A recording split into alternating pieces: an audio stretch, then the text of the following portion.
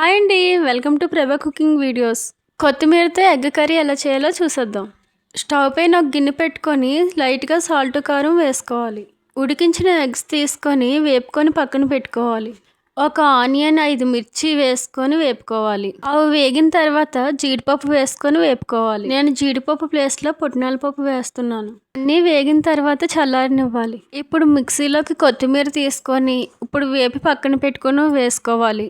కాస్త వెల్లుల్లి అల్లం కూడా గ్రైండ్ చేసి పెట్టుకోవాలి. బిర్యానీ ఆకు లవంగాలు వేసుకొని ఆనియన్స్ వేసుకొని వేపుకోవాలి.